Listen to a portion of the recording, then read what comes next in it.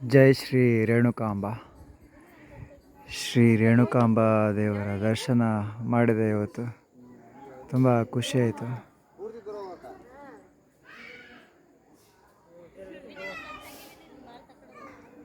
ಬನವಾಸಿಗೆ ಹತ್ತಿರ ಆಗುವಂತಹ ದೇವಸ್ಥಾನ ಇದು ಶ್ರೀ ರೇಣುಕಾಂಬ ದೇವರು. ಸ್ವಲ್ಪ ಬೇಜಾರದ ವಿಚಾರ ಅಂದರೆ, ನಾನು 1.5 ವರ್ಷದ ಹಿಂದೆ ಬಂದಾಗ ಅಲ್ಲಿ ಜೇನುಗೂಡೆಲ್ಲ ತುಂಬ ಇತ್ತು, ಜೇನು ಹುಳುಗಳು ಕೂಡ ಇದ್ವು. ಆದರೆ ಈ ಸರಿ ಬಂದಾಗ ಬರೀ ಜೇನು ರಟ್ಟು ಮಾತ್ರ ಇದೆ, ಜೇನು ಹುಳುಗಳೆಲ್ಲ ಜಾಗ ಬಿಟ್ಟು ಹೋಗಿಬಿಟ್ಟಿದೆ. ಕಾರಣ ಏನು ಅಂತ ತಿಳ್ಕೊಂಡಾಗ ಅದೇ ಸ್ವಲ್ಪ ಈ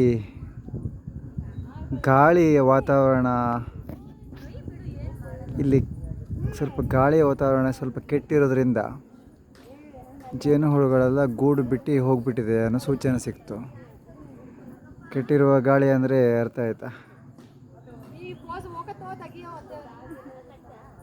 ಜೇನು ಹುಳುಗಳಿಗೆ ಮುಖ್ಯವಾಗಿ ಪಾಸಿಟಿವ್ ಎನರ್ಜಿ ಮುಖ್ಯ ಆಗಿರ್ತದೆ.